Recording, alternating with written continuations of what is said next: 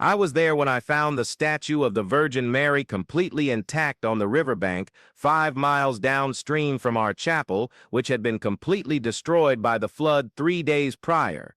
It didn't have a scratch, a chip, not even a crack. It was as if someone had placed it there delicately, waiting for me to find it. In that moment, my hands trembling as I touched it, I knew I had witnessed something that would change my life forever. My name is John Peter, I'm 43 years old, and until that December day, I was just another farmer in Oak Haven Valley, a small village nestled among the inland hills. I knew every stone of that land, every bend in the river that cut through our territory, every tree that shaded the fields where I'd worked since I was a boy. It was a simple life, but one that fulfilled me. I woke before sunrise, tended my corn and bean crops, and returned home when the stars already dotted the sky. My wife, Clara, always waited for me with a warm cup of coffee and that smile that made me forget the day's fatigue. I wasn't what you'd call a deeply religious man. I went to Mass on Sundays, mainly to accompany Clara, who had unwavering faith. I respected the traditions of our community, participated in church festivities, but I confess that I often questioned whether something greater was truly protecting us. Not that I doubted God's existence, but I felt he was too distant from our small daily concerns. The chapel of the Virgin Mary stood atop the hill, about 15 minutes' walk from our house. It was a simple but beautiful building, with white walls that shone in the sun and a small bell tower that called us to prayer. Inside, the statue of the Virgin rested on the main altar, always surrounded by lit candles and fresh flowers that the women of the community religiously brought. I passed by sometimes, when I needed a shortcut to reach the furthest field, and always greeted the statue with a respectful nod, more out of courtesy than devotion. Clara, on the other hand, visited the chapel almost every day. She said she talked to the Virgin as if she were a close friend, sharing her worries, her dreams, asking for protection for our family. I found it beautiful, but I didn't fully understand that connection she felt. To me, it was just a porcelain statue, albeit a very well-made one, and full of meaning for our community. That year's winter was particularly rainy. December arrived with heavy clouds that seemed unwilling to leave. I remember commenting to Clara that I had never seen the sky so heavy for so many days in a row. The plants were enjoying the abundant water, but I was starting to worry about the river level, which was already higher than normal. On the night of December 15th, I went to sleep listening to the sound of the rain hitting the tin roof of our house. It was a sound that usually calmed me, helped me sleep better, but that night there was something different. The drops seemed heavier, more urgent, as if they were trying to warn us of something. Clara was restless too. She tossed and turned in bed constantly, and at one point, got up to peek out the window. "This rain is too strong," she murmured, returning under the covers. "I've never seen anything like it." I tried to reassure her, saying it was just another summer storm, that it would soon pass. But deep down, I also felt that something was strange that night. The sound of the water seemed to be coming from all directions, not just the sky, but also the hillsides, as if the earth itself were weeping. It must have been around 3 in the morning when we were awakened by a terrible crash. It wasn't thunder, it wasn't the sound of rain. It was something much more terrifying, a sound that seemed to come from the bowels of the earth. We jumped out of bed and ran to the front window, which overlooked the village. What we saw left us breathless. The river had completely overflowed. The dark water ran through the streets like a wild animal, dragging everything in its path. Cars, furniture, pieces of houses, entire trees floated in the violent current. The sound was deafening, a mixture of water hitting rocks, wood breaking, and the desperate cries of some neighbors trying to save their belongings. "Oh my God," Clara whispered, grabbing my arm. "What about the chapel?" We looked towards the hill, and even in the darkness and rain, we could see that something was happening up there. There were lights, movement, shouts. My heart pounded when I realized that one of the banks of the hillside was giving way. We dressed quickly and left the house, being careful not to get too close to the water. Other residents were also in the streets, all looking towards the chapel with expressions of horror. Father Michael was there, still in his pajamas and slippers, his hands clasped in prayer. Eleanor, the chapel caretaker, cried profusely while being supported by two neighbors. And then it happened. An entire hillside gave way at once, carrying away the chapel and everything inside it. It was like watching a nightmare in slow motion. The small white building that had withstood more than 100 years of bad weather disappeared into the darkness, swallowed by the mud and furious water. The bell, which had so often called us to prayer, emitted one last metallic sound before being silenced forever. Clara collapsed into my arms, sobbing like a child. Around us, others were weeping too. It wasn't just the loss of a building, it felt like we had lost our spiritual anchor, our sacred landmark. The chapel was more than a place of prayer, it was the heart of our community, where we celebrated births, marriages, and gathered in times of joy and sorrow. The Virgin, Clara managed to say between sobs, Our Lady of Fatima. She's gone. I didn't know what to say. For the first time, I felt a strange emptiness in my chest, as if something important had been ripped from me too. It was curious, because until then I hadn't considered myself deeply attached to those religious symbols, but seeing them disappear like that caused a pain I hadn't expected. The 3 days that followed were the hardest our community had ever faced. The flood had wreaked havoc throughout the village. Houses were damaged, crops destroyed, bridges swept away. Thankfully, nobody died, but everyone lost something important. We organized cleanup crews. People helped each other as best they could, but there was a deep sadness in the air that went beyond the material damage. During those days, I found myself thinking about the chapel far more often than I imagined. I walked through the fields trying to assess the damage to my crops, but my eyes always turned towards the hill where it stood. Now there was only a muddy void, some scattered stones, and the ground completely reshaped by the force of the water. It was as if a tooth had been pulled from the smile of our landscape. Clara was inconsolable. She had lost her place of daily conversation with the Virgin, her spiritual refuge. I tried to console her by saying that we could rebuild the chapel, that faith didn't depend on a specific building, but I realized my words sounded hollow even to myself. How could I talk about faith when I barely understood what it meant? On the morning of the 3rd day after the flood, I decided to check the damage to my most distant land, the one about 5 miles from the village, following the course of the river. It was a property I had inherited from my father, where I mainly planted corn. I knew I would probably find considerable damage, but I needed to see the extent of the problem with my own eyes. I walked for almost 2 hours along a trail that was now completely different. The flood had changed the shape of the land, created new channels, and knocked down century-old trees. The river, which had once been a calm and predictable waterway, now ran wider and more violently, still carrying debris from the tragedy. It was when I reached a specific bend in the river that my heart almost stopped. There, delicately nestled on the bank, as if placed by careful hands, was the statue of Our Lady of Fatima, intact, completely intact. For a moment, I thought I was hallucinating. I blinked several times, shook my head, even rubbed my eyes, but it was still there. The blue and white robe, though muddy, retained a subtle shine in the morning sun. The porcelain face was perfect,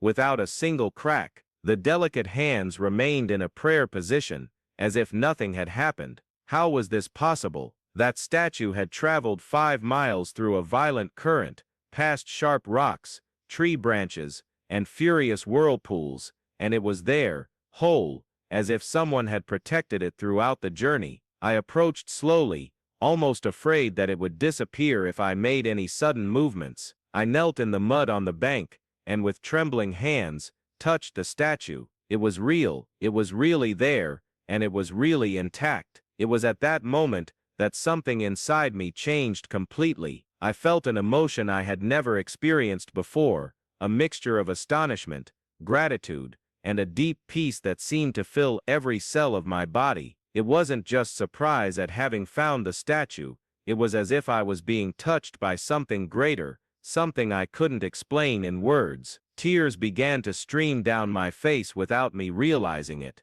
I took the statue in my arms with the utmost care, as if I were carrying something sacred, and I realized that was exactly what I was doing. Its weight felt different, not just physically, but laden with meaning, with purpose. If you're following this account and identifying with this search for signs, for moments that show us that something greater is taking care of us, subscribe to the channel to continue receiving stories like this, true stories of ordinary people who have experienced the extraordinary in the midst of everyday life, because I believe that we all, at some point, need these reminders that we are not alone on this journey. I began the walk back to the village with the statue in my arms, and with each step, I felt as if I were carrying not just a statue, but a message of hope for our entire community. The path that usually took 2 hours took almost 4, not because I was tired, but because I constantly stopped to contemplate the miracle I had just witnessed. When I finally reached the first houses of the village, people began to approach curiously. First it was Mrs. Carmen, who was washing clothes in the yard, and saw me from afar. She dropped everything and ran towards me, shouting to the neighbors. Soon there was a small crowd around me, everyone looking at the statue with expressions of disbelief and veneration. "How can it be?" someone murmured. "How can it be whole?" "It's a miracle," said Mrs. Eleanor, the former caretaker of the chapel, her tears of sadness turning into tears of joy. "Our Lady protected us even in destruction." The news spread through the village with breathtaking speed. Within minutes, people were coming from all directions to see the image. Many knelt before me, others made the sign of the cross, some simply contemplated in silence, as if they were before something that defied all logic. Father Michael arrived running, still breathless from the haste. When he saw the image, his eyes filled with tears. He blessed it right there in the street,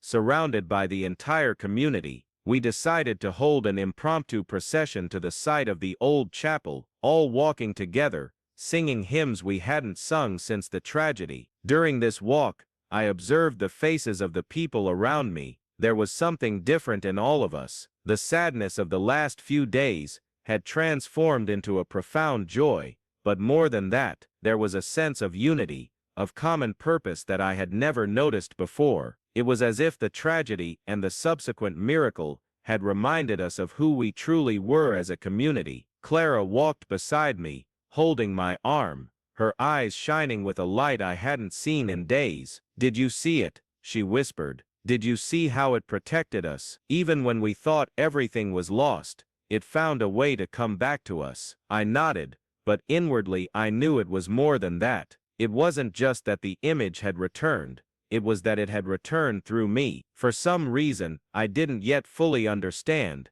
it was I who found it. I, who always questioned the importance of those religious symbols, was chosen to be the instrument of its return. When we reached the site of the old chapel, we placed the image on a makeshift table, covered with a white tablecloth that someone had brought from home. Father Michael organized a small ceremony of thanksgiving, and each person in the community had the opportunity to approach and touch the image, offer their prayers, and express their gratitude. It was during this ceremony that I began to truly understand what had happened to me. It wasn't just about finding an undamaged statue after a flood, it was about rediscovering something I had lost without even realizing it. The ability to believe in the extraordinary, to see signs of hope even in the darkest moments. In the days that followed, our village changed completely. People began to work together with an energy and unity I had never seen before. We organized work parties not only to repair the flood damage,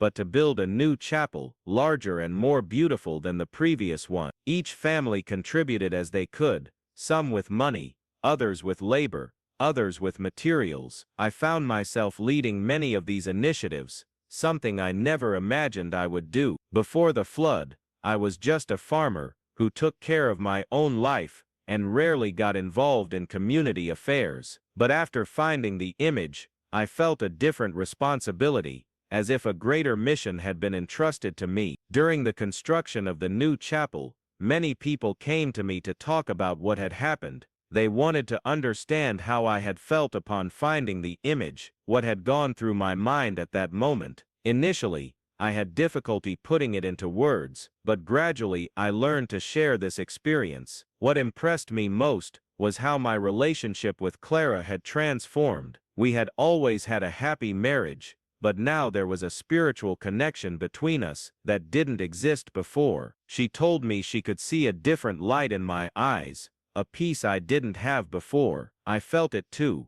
It was as if a part of me that had been asleep had awakened. I began to visit the site where the new chapel would be built every day, not only to help with the work, but to spend time in silence, contemplating everything that had happened. The image was temporarily kept at Father Michael's house, but I knew it would soon have a new home, a place even more beautiful than the previous one. During these moments of contemplation, I began to understand that the true miracle wasn't just the physical preservation of the image during the flood. The true miracle had been the transformation it brought to all our lives. The tragedy that could have separated us ended up uniting us more than ever. The loss that could have destroyed our faith ended up strengthening it in a way I never imagined possible. I also realized that my personal journey of faith was only just beginning. Before, I saw religiosity as something external, rituals we followed by tradition. Now I understood that true faith was something internal,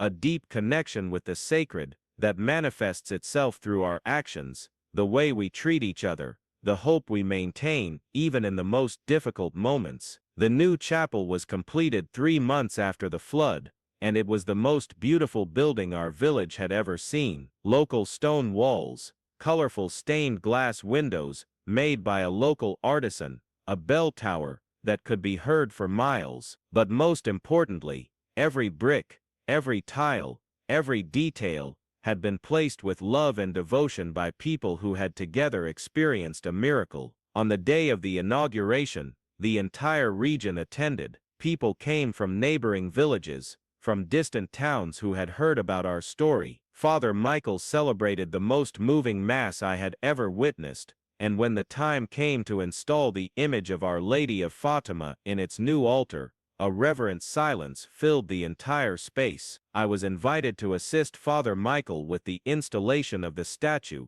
an honor that deeply moved me. When we placed it in its rightful place, it seemed to glow with its own light, as if happy to be home again. At that moment, I felt immense gratitude for being chosen to be a part of this history. Today, 5 years after those extraordinary events, I am a completely different person from the man I was before the flood, not only because I witnessed a miracle, but because I learned to recognize the sacred in the everyday, to see the divine hand in small coincidences, in unexpected encounters, in the kindness of people. I remain a farmer, continuing to tend my crops, but now I am also a kind of informal guardian of our chapel. Every day, I stop by to check if everything is all right, to light a few candles, to spend a few minutes in prayer, not because I've become an overly religious person, but because I understood that those moments of silence and spiritual connection are fundamental to keeping my soul at peace. Clara and I have become informal counselors for young couples in the community. Many come to us when they are going through difficulties, when they need a word of guidance, or simply someone to listen to them. We discovered that our experience with the miracle gave us a special ability to offer hope to people who are going through difficult times. Every year, on December 15th, the anniversary of the flood, our community organizes a special celebration. It's not a commemoration of the tragedy, but a celebration of hope, of unity, of the faith that keeps us strong, even when everything seems lost. People come from afar to participate, to hear our story, to be inspired by the proof that miracles still happen. During these celebrations, I am always invited to tell my version of the events, to share how I felt when I found the statue that special morning. And each time I tell this story, I discover new details, new nuances, new meanings that had previously gone unnoticed. What strikes me most is realizing how this experience changed